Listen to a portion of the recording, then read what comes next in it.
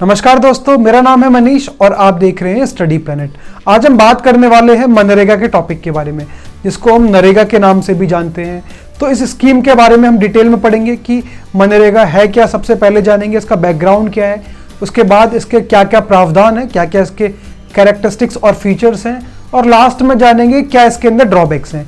तो ये सारी चीज़ें हम पढ़ेंगे मनरेगा के बारे में। तो ये सब चीज़ जानने के लिए इस वीडियो को लास्ट तक ज़रूर देखिए। मनरेगा यानी Mahatma Gandhi national rural employment guarantee act. तो ये एक स्कीम है, एक प्रोग्राम है, मतलब एक डेवलपमेंट प्रोग्राम है जो स्पेशली भारत के रूरल एरियाज मतलब ग्रामीण एरियाज के अंदर चलाया जाता है। और इसका पर्पस बहुत सिंपल होता है, क्योंकि रूरल एरियाज के अंदर काफ़ी सारी अनस्किल्ड मतलब जो कौशल नहीं होती कामकाज में, मतलब अनट्रेन्ड लेबर होती है और ज़्यादा लिटरेट भी नहीं होते हैं। तो ऐसे लोगों को रूरल एरियाज के अंदर एक फाइनेंशियल ईयर के अंदर कम से कम 100 डेज का रोजगार, 100 डेज का एम्प्लॉयमेंट प्रोवाइड कराना, यही इस एक्ट को हम बोलते हैं मनरेगा। तो बहुत सिंपल सा बात है, मनरेगा का मतलब है कि 100 दिन का रोजगार प्रोवाइड कराना ग्रामीण क्षेत्र के अंदर अनस्किल्ड लेबर को।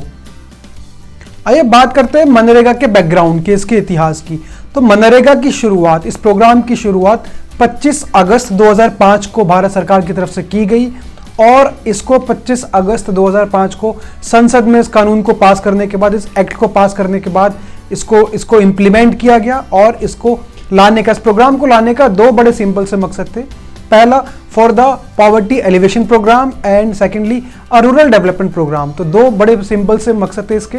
एक तो जो ग्रामीण एरिया है उनका विकास करना, रूरल डेवलपमेंट, और दूसरा पॉवर्टी एलिवेशन प्रोग्राम, जो ग्रामीण एरिया के अंदर लोग रहते हैं उनकी पॉवर्टी को खत्म करना, उनकी गरीबी को दूर करना। तो दो पर्पस थे और इसके लिए इस प्रोग्राम को लाई सरकार। और इस प्रोग्राम के लाने के बाद जो ग्रामीण लोग हैं, जो सिटीजन्स हैं, उनके लिविंग स्टैंडर्ड को इम्प्रूव करना, उनकी सेविंग्स को बढ़ाना, उनको रोजगार प्रोवाइड कराना और उनके आर्थिक और सामाजिक हालात को इम्प्रूव करना, for their social and economic reconstruction of the citizens of rural areas. तो इसलिए सरकार इस प्रोग्राम को लेकर आई थी। और आपको इसके बारे में बताता हूं, जब ये प्रोग्राम आया था तब सिर्फ इसको नरेगा के नाम से जाना जाता था, मतलब national rural employment guarantee act. लेकिन 2009 में 2 अक्टूबर 2009 के अंदर, इसके अंदर 2 अक्टूबर महात्मा गांधी जयंती के अंदर इसके अंदर महात्मा गांधी का नाम जोड़ा गया और इसको नाम बदलकर Mahatma Gandhi national rural employment guarantee act कर दिया। और इस तरीके से इसका नाम बदलकर नरेगा से हटकर मनरेगा कर दिया गया। अपने शुरुआती सालों में यह प्रोग्राम मोस्टली 200 डिस्ट्रिक्ट तक इंप्लीमेंट किया गया था, लेकिन जैसे जैसे टाइम बढ़ता गया, स्पेशली 2008 के आते आते ये जो प्रोग्राम था मनरेगा का, वो भारत के लगभग हर एक डिस्ट्रिक्ट में इंप्लीमेंट किया जा चुका था। मतलब जहां पर भी रूरल एरियाज इंडिया में बिलोंग करते हैं लोग, उस जगह पर इस प्रोग्राम को इंप्लीमेंट किया जा चुका था। और इसके अलावा इस प्रोग्राम को सरकार की तरफ से the largest and the most ambitious social security and public work programme in the world का टाइटल दिया गया। इसका मतलब सरकार की तरफ से इसको सबसे बेस्ट प्रोग्राम का अवार्ड दिया गया कि ये जो प्रोग्राम है वो सामाजिक सुरक्षा और काम को मुहैया कराने का, मतलब रोजगार को मुहैया कराने का सबसे अच्छा एक एग्जाम्पल है। और इसकी मिसाल एक बार हमें 2014 के अंदर भी देखने को मिली, जब वर्ल्ड बैंक की तरफ से एक रिपोर्ट जारी की गई। उस रिपोर्ट का नाम था वर्ल्ड डेवलपमेंट रिपोर्ट 2014। और इस रिपोर्ट की तरफ से, इस रिपोर्ट के अंदर वर्ल्ड बैंक की तरफ से मनरेगा की जो प्रोग्राम था, जो स्कीम थी, उसको दुनिया का सबसे वन ऑफ द बेस्ट और स्टीलर एग्जांपल माना गया for the poverty alleviation programme. तो पॉवर्टी एलिवेशन और डेवलपमेंट प्रोग्राम के लिहाज से वर्ल्ड बैंक की तरफ से मनरेगा को काफ़ी बड़ा और सबसे बेहतरीन एग्जाम्पल दुनिया के अंदर माना गया। अब हम बात करते हैं इस मनरेगा के तहत काम क्या करवाया जाता है।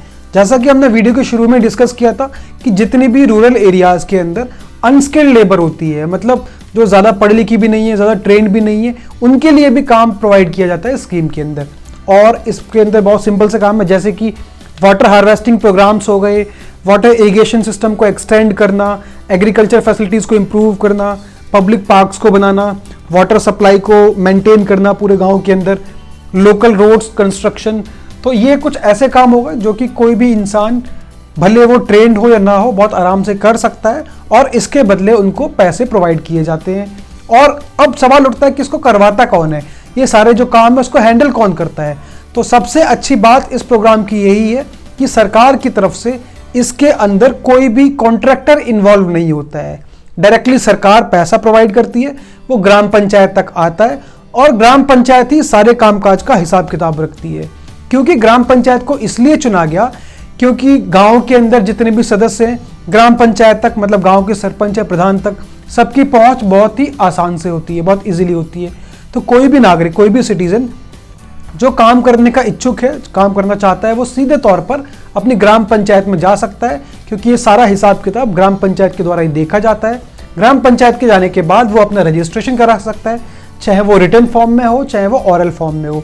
तो बोल के या लिख कर किसी भी तरीके से वहाँ पर रजिस्ट्रेशन कराएगा और उसके बाद ग्राम पंचायत को द्वारा उसकी वेरिफिकेशन और बाकी सारी फॉर्मेलिटीज़ करने के बाद 15 दिन के अंदर अंदर उस सिटीजन्स को कामकाज प्रोवाइड करा दिया जाएगा। आइए बात करते हैं मनरेगा के कुछ इंपॉर्टेंट प्रोविजंस के बारे में, इसके कुछ इंपॉर्टेंट फीचर्स और कैरेक्टरिस्टिक्स के बारे में। तो सबसे पहला इसका फीचर तो यही है कि अगर कोई भी ग्रामीण एरिया के अंदर, रूरल एरिया के अंदर कोई भी एडल्ट सिटीजन मतलब मोर देन 18 ईयर्स का कोई भी सिटीजन अनस्किल्ड लेबर काम करना चाहता है, तो वो सीधे उसको किसी भी दफ्तर में चक्कर काटने की ज़रूरत नहीं है, कुछ भी फॉर्मेलिटीज़ करने की ज़रूरत नहीं है। वो सीधे तौर पर उस ग्राम पंचायत के, अपनी ग्राम पंचायत के ऑफिस में जाएगा, जहां पर जो ग्राम पंचायत के सदस्य होंगे वो सारी फॉर्मेलिटीज़ खुद ही पूरी करेंगे और फॉर्मेलिटीज़ पूरी करने के बाद उसको एक जॉब कार्ड प्रोवाइड किया जाएगा, जो कि मनरेगा जॉब कार्ड के नाम से जाना जाता है। और इस जॉब कार्ड के ऊपर उसकी फोटोग्राफ लगी होगी सिटीजन की, जो भी उसका एप्लीकेंट है। और वो जॉब कार्ड मिलने के बाद जैसे ही रजिस्ट्रेशन करता है कोई भी सिटीजन काम के लिए, उसके 15 डेज के अंदर अंदर सरकार की तरफ से उसको काम दिया जाता है। तो ये तो था उसका पहला प्रावधान, पहला फीचर। अब बात करते हैं इसके दूसरे फीचर की, जो कि सबसे इंटरेस्टिंग फीचर है। तो दूसरा फीचर यह है कि जैसे ही एक बार कोई भी एप्लीकेंट अपने काम के लिए अप्लाई करता है, जैसे ही वो अप्लाई करता है कि उसे काम चाहिए, तो सरकार की जिम्मेदारी बनती है, उस लोकल गवर्नमेंट की जिम्मेदारी बनती है कि 15 डेज के अंदर अंदर उसको काम दिया जाए। इन केस अगर उस 15 डेज के अंदर अंदर सरकार उसको काम देने में नाकामयाब होती है, फेल होती है, तो ऐसे केस में सरकार की तरफ से उस सिटीजन्स को बिना कुछ काम किए ही सैलरी या अलाउंसेस देने पड़ेंगे। तो ये इसकी सबसे इंटरेस्टिंग बात है कि अगर 15 डेज के अंदर अंदर काम नहीं दिया गया उस सिटीजन को, तो बिना किसी काम के उस सिटीजन को सैलरी दी जाती है। चलिए एक और इंटरेस्टिंग बात बताते हैं कि मनरेगा के अंदर जितना भी वर्क फोर्स होते हैं, मतलब जितने भी लोग काम करने वाले होते हैं, उसके अंदर सिर्फ 1/3 सीट्स सिर्फ विमेन के लिए रिजर्व्ड होती है। मतलब मनरेगा के अंदर जो भी काम लोग कर रहे हैं, जितना भी काम रिजर्व किया गया है, उसका 1/3 काम सिर्फ विमेन को दिया जाता है। और इसके पीछे पर्पस बहुत सिंपल सा है सरकार का, कि रूरल एरियाज़ के अंदर, ग्रामीण एरियाज़ के अंदर भी विमेन्स को एम्पावर करना, विमेन्स को, महिलाओं को सशक्तिकरण करना।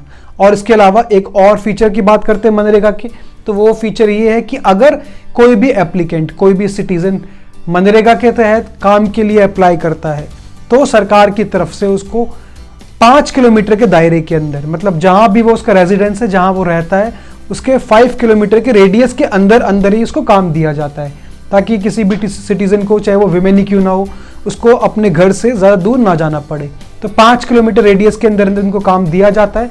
इनकेस अगर सरकार उस 5 किलोमीटर रेडियस के बाहर काम प्रोवाइड कराती है, तो ऐसे केस में सरकार की तरफ से जो भी उस वर्कर की सैलरी होती है, उस सैलरी के अलावा 10% सैलरी उसको एक्स्ट्रा दी जाती है। तो ये भी एक इंपॉर्टेंट प्रोविजन है मनरेगा का। अब बात करते हैं इस मनरेगा के तहत मिलने वाले वेजेस की। तो इनके वेजेस जो हैं वो सरकार की तरफ से पर डे के जो वेजेस है वो मिनिमम वेजेस को फिक्स किया जाता है। 2009 के अंदर ये 120 रुपये पर डे के वेजेस फिक्स थे कि कम से कम एक दिन के अंदर 120 रुपये मिलेंगे। अब उसको बढ़ाकर 200 से भी ज़्यादा कर दिया गया है। ये फिक्स अमाउंट हम इसलिए नहीं बता सकते क्योंकि अलग अलग स्टेट्स में ये जो मिनिमम वेजेस का कंसेप्ट है वो वैरी करता है। मतलब अलग अलग राज्यों में सभी राज्य सरकार की तरफ से अपने अपने राज्यों के अंदर मिनिमम वेजेस को फिक्स किया जाता है, जो कि राज्य टू राज्य अलग अलग होते हैं। तो अब तो 200 से ऊपर है, मतलब पर डे का मिनिमम कम से कम 200 रुपये उस मजदूर को ज़रूर दिया जाएगा और 200 से ज़्यादा भी दिया जा सकता है। तो मिनिमम 200 है। और उसके अलावा ये भी एक फीचर है कि जो उनकी जो सैलरी है वो वीकली बेसिस पे दी जाती है। मतलब वर्कर्स को अपनी सैलरी के लिए ज़्यादा लंबा इंतज़ार भी नहीं करना पड़ता। तो हर वीकेंड पे वीकली बेसिस के हिसाब से, हर हफ्ते के हिसाब से उनको सैलरी दी जाती है। और एक इम्पॉर्टेंट बात ये भी है कि जो सैलरी दी जाती है वो equal pay for equal work, चाहे आप मैन हो चाहे विमेन हो, सैलरी दोनों की बिल्कुल समान होती है। अब बात करते हैं इसके आखिरी इंपॉर्टेंट फीचर के बारे में। तो एक फीचर इसका ये भी है कि जो भी वर्क प्लेस दी जाती है इस मनरेगा के तहत वो काफ़ी ज़्यादा बेटर होती है। कि अगर कोई भी वर्क प्लेस किसी सिटीजन को दी जाती है तो उस वर्क प्लेस के अंदर उन मजदूरों को प्रॉपर ड्रिंकिंग वाटर प्रोवाइड किया जाता है। उसके अलावा उनको शेल्टर रुकने के लिए या फिर रेस्ट करने के लिए जगह भी दी जाती है। और सबसे इंपॉर्टेंट बात, उनको क्रीच भी दिया जाता है। अभी क्रीच का मतलब समझिए। क्रीच का मतलब ये है कि अगर अपने काम के दौरान कोई विमेन अपने किसी छोटे बच्चे को भी अपने साथ लेकर आती है तो ऐसे केस में उन छोटे बच्चों के लिए रखरखाव करने के लिए भी एक जगह मनरेगा स्कीम के तहत दी जाती है। तो ये कुछ इंपॉर्टेंट फीचर्स थे सारे मनरेगा के, हमने डिटेल में डिस्कस किए। आई होप आप मनरेगा का जो कंसेप्ट है वो पूरा समझ चुके होंगे। तो अगर आपको वीडियो इन्फॉर्मेटिव लगी हो तो आप इसको ज़्यादा से ज़्यादा शेयर कर सकते हैं और चैनल को सब्सक्राइब कर सकते हैं। Thank you so much for watching.